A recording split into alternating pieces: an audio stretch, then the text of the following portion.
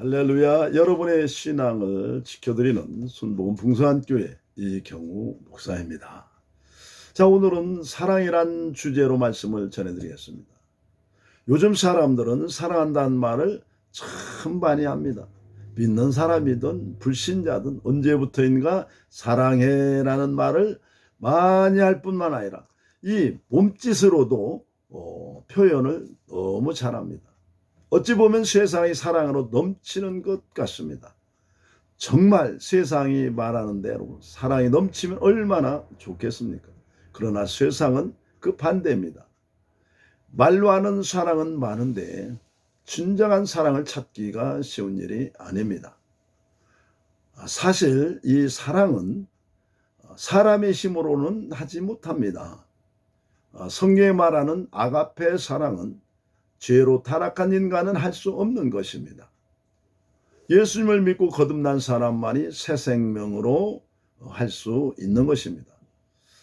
자, 사랑은 신앙의 본질입니다. 십 계명이 하나님 사랑이고 이웃 사랑입니다. 예수님도 첫 계명이 하나님 사랑이고 둘째 계명이 이웃 사랑입니다.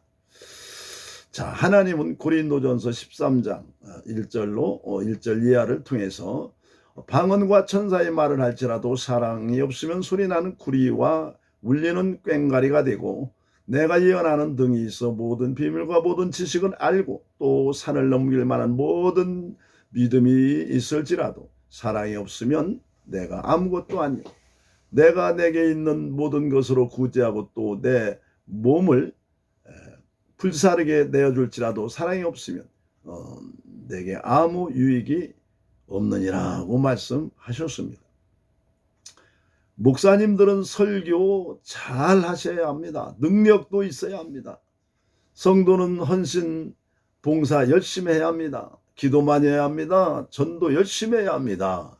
그러나 사랑이 없으면 아무것도 아니라는 것입니다. 이와 같이 사랑은 신앙의 본질인 것입니다.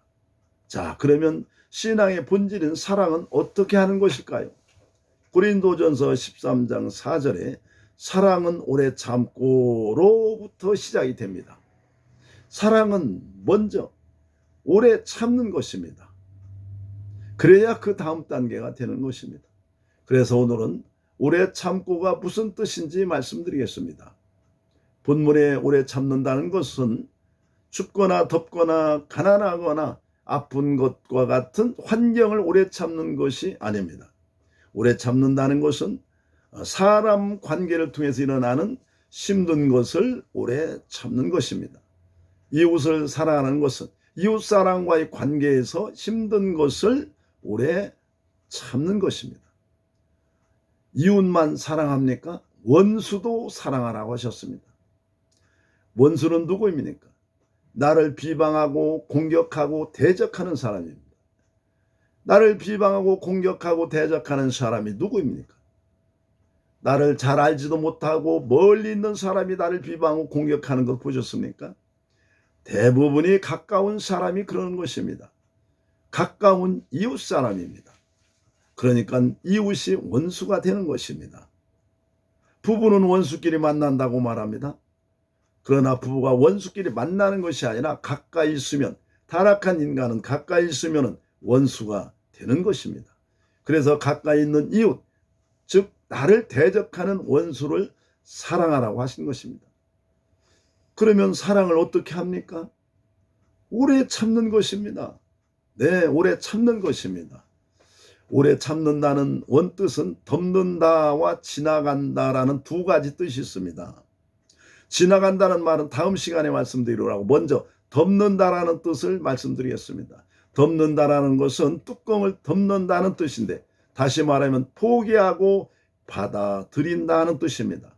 예, 덮는 것은 포기하고 받아들인다는 뜻입니다. 세상 사람들은 화가 머리끝까지 침으로 올라온 것을 어떻게 표현을 합니까? 뚜껑이 열렸다고 말합니다. 그 열린 뚜껑을 덮어주는 것이 바로 오래 참는 것입니다. 어떻게 덮어야 할까요? 자, 실제 생활 속으로 들어가 보면 상대방이 뚜껑이 열리면 엄청난 비방 비난하고 대적하며 공격을 합니다.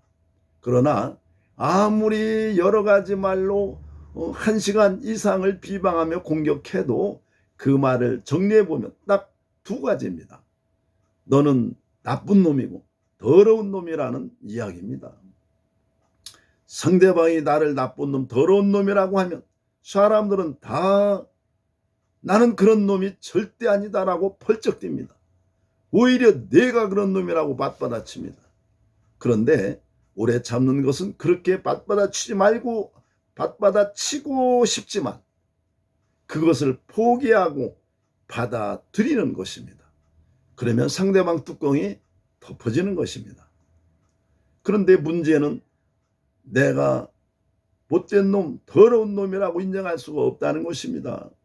그래서 오래 참지를 못하고 내 뚜껑까지도 열려서 맞받아치는 것입니다. 그런데 하나님은 오래 참으라고 하십니다. 내가 나쁜 놈, 더러운 놈이 아니라라는 것을 포기하고 나는 나쁜 놈이고 더러운 놈이라는 것을 받아들이고 인정을 하라는 것입니다. 그 말씀은 내가 정말 나쁜 사람, 더러운 사람이 사실이라는 말이 됩니다. 그럼 그것이 정말 사실일까요?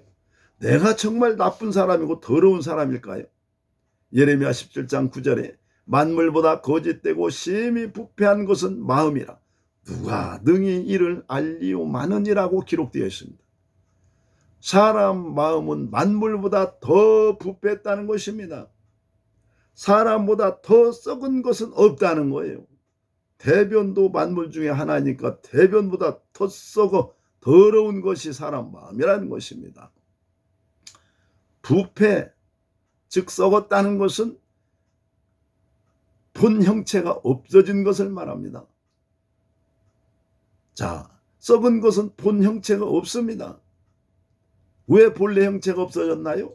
세상 만물은 하나님이 정해준 자리가 있는데 그 자리를 이탈하면 형체가 변형되어 부패, 썩는 것입니다. 대표적인 존재가 바로 사탄입니다. 천사장 자리에 있어야 할 루시퍼가 하나님이 정해준 자를 이탈하여 하나님 자리로 가니까 천사의 형체가 없어지고 사탄이 된 것입니다. 식물은 하나님이 정해준 자리가 땅입니다. 그런데 땅에서 분리해 놓으면 형체는 변하고 썩게 되는 것입니다.